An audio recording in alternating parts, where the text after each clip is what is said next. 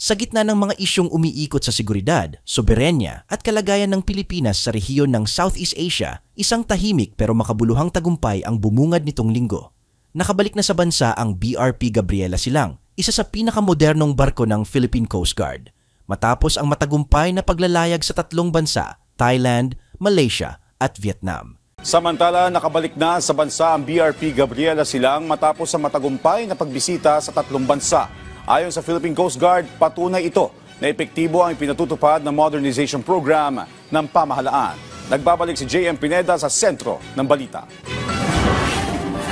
Matagumpay na dumaong ang BRP Gabriela Silang sa Port of Manila pasado alas 6 ng umaga matapos ang pagbisita sa 3 bansa nitong mga nakaraang linggo. Thailand ang naunang destinasyong pinuntahan ng Philippine Coast Guard kung saan nagkaroon dito ng mga exercises at pagsasanay na magpapatibay sa relasyon ng dalawang bansa. Nagsagawa din ng mga bilateral talks ang Thailand at Pilipinas para sa pagpapalakas din ng koneksyon, lalo pa at miyembro ang dalawang bansa ng ASEAN Coast Guard Forum.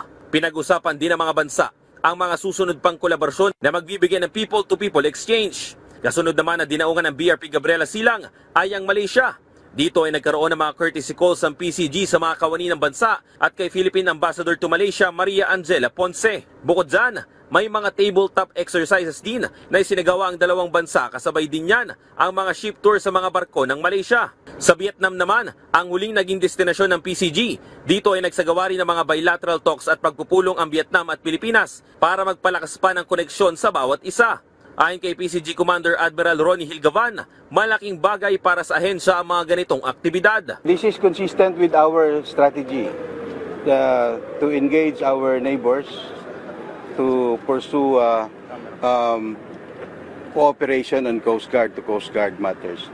But in a more deeper meaning, we just relive the values of our forebears, that we are a peace-loving, resilient, and excellent mariners. Patunay rin daw ito na epektibo ang modernization program ng pamahalaan sa hanay ng Coast Guard dahil sa mas naging malawak ang kakayahan nito na makapaglayag ngayon. Kaya na nating maglibot sa Southeast Asia na hindi apektado gaano yung ating domestic operations. We already have the appropriate type of ships. Of course, we are still modernizing. We are still acquiring more ships. BRP Gabriela Silang actually represents the largest offshore patrol vessel. Target din ng PCG na daungan at kumpletuhin ng bansa sa Southeast Asia sa mga susunod na taon. Dagdag pa ni Gavan na mensahe ito para sa buong mundo na ang Philippine Coast Guard ay nagpapatupad ng kapayapaan sa karagatan at sumusunod sa International Maritime Law. Samantala, kinumpirma naman ng PCG na 2 na lang ang hinahanap sa 10 nawawalang sakay ng lumubog na barko sa Mindoro. Tiniyak ng ahensya na patuloy silang magsasagawa ng search and rescue operation sa lugar para makita ang 2 pang nawawala. Nakatakda naman na magsagawa ng investigasyon ng PCG sa nangyaring pagtaob ng dredging vessel pagtapos ng isinasagawang search and rescue. JM Pineda para sa Pambansang TV sa Bagong Pilipinas. Hindi lang ito isang ordinaryong goodwill mission. Ito ay malinaw na pahayag sa rehiyon at sa buong mundo.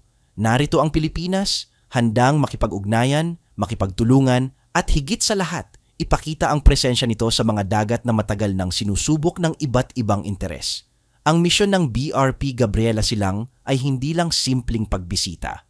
Sa bawat destinasyon, may layunin.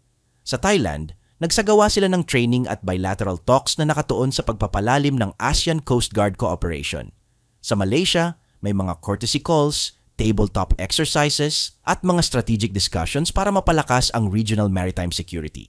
Sa Vietnam, nagtuloy-tuloy ang pagpupulong para sa mas matibay na ugnayan. Sa lahat ng ito, ang mensahe ay malinaw.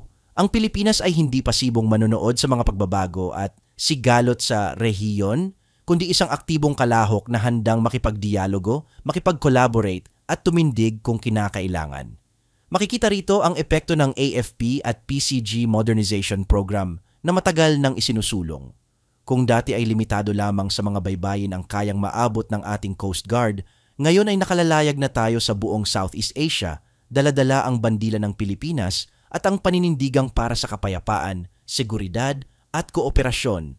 Sabi nga ng PCG Admiral, ito ay hindi lang para sa training. Ito ay tungkol sa pagbabalik sa mga halaga ng ating mga ninuno, pagiging mapayapa, matatag at mahusay sa karagatan. At iyon ang pinanghahawakan ng bawat miyembro ng PCG na lulan ng barkong ito. Pero higit pa sa teknolohiya, mas mahalaga ang simbolismo ng ganitong uri ng misyon. Sa panahong punong-puno ng sigalot sa mga karagatan, mula sa girian sa West Philippine Sea hanggang sa mga insidente ng pambabraso sa mga mangingisdang Pilipino, napakahalaga ng ganitong klase ng tahimik pero matibay na presensya. Hindi ito presensyang may kasamang giyera. Ito ay presensya ng isang bansang nagbabantay, nagnanais ng kapayapaan, pero handang magsalita at kumilos kung kinakailangan. Ang BRP Gabriela Silang ay hindi lang barko, ito ay simbolo ng pag-unlad ng Pilipinas. Isa itong paalala na kaya nating maging makabago, maging epektibo, at higit sa lahat, maging aktibo sa pagtatanggol sa ating interes, hindi lang sa ating sariling dagat, kundi pati sa mga diplomatikong espasyo sa rehiyon. May ilang nagsasabi na baka sayang ang pondo sa mga ganitong biyahe. Pero kung iisipin nating mabuti, mas malaking gastos ang hindi paghahanda. Mas mahal ang pagtitiis kapag huli na ang lahat. Ang diplomasyang tulad nito ay hindi gastos. Ito ay investment. Investment sa tiwala ng ibang bansa, investment sa training at karanasan ng ating mga tauhan, at investment sa paglikha ng network ng mga kaalyado sa panahon na hindi na sapat ang magsarili. Sa pagbabalik ng BRP Gabriela Silang sa Maynila, dala nito ang higit pa sa ulat.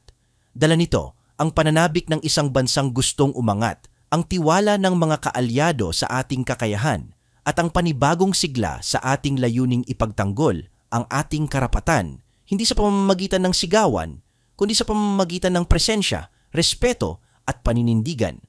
At habang nagpapatuloy ang modernization program ng PCG, mas nagiging malinaw ang direksyong tinatahak natin. Isang Pilipinas na hindi lamang inaabot ang bawat isla, kundi isang bansang pinapansin, kinikilala at iginagalang sa buong rehiyon. Dagsa na kaya sa mga pantala ng ating mga kababayang pabalik na ng Metro Manila mula sa mga probinsya? Alamin natin sa balitang pambansa ni JM Pineda ng PTV Live. Naomi, ilan nga sa mga pasahero dito sa Northport ay nagsimula na ngang dumagsa. Pero sa ngayon nga, kanina lang ay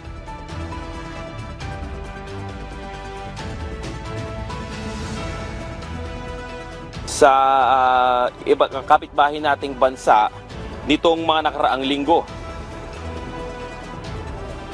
Unang dinaungan ng BRP Gabriela Silang ang bansang Thailand kung saan nagkaroon nga ng mga shared exercises ang Coast Guard ng dalawang bansa. Kabilang sa ginawa nila ay ang communication exercises at passing exercises. Ito rin ang unang pagbisita ng Pilipinas sa port ng Thailand na patunay ng magandang relasyon ng Pilipinas at Thailand sa mga nagdaang taon. Nagpapakita rin daw ito ng pagkokonekta ng mga dagat ng dalawang bansa gamit ang mga maritime heritage. Matapos ang port visit sa Thailand, dumiretso naman papuntang Malaysia ang mga crew ng BRP Gabriela Silang at nagkaroon nga dito ng courtesy call kay Philippine Ambassador to Malaysia Maria Angela Ponce. Kasabay rin niya na ang mga bilateral talks na ginawa ng dalawang bansa. Bukod dyan ay nagsagawa din ng tabletop exercises para sa pagpapatibay ng kooperasyon ng dalawang bansa. Naomi, natapos din ang pagbisita ng Pilipinas sa Malaysia sa isang communication exercises. Huling pinuntahan ng BRP Gabriela Silang ang Vietnam na nagsagawa rin ng bilateral meetings at ilang mga ship tours sa mga barko ng Vietnam. Kasama rin dyan ang mga people-to-people engagements na nagpapalakas sa komunikasyon ng dalawang bansa.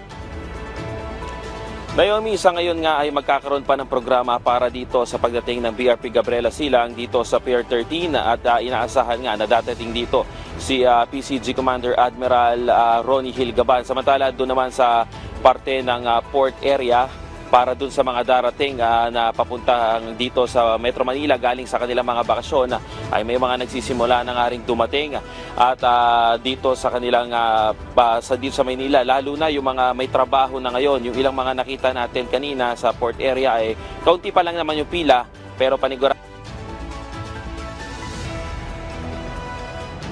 Maraming salamat JM Pineda ng PTV.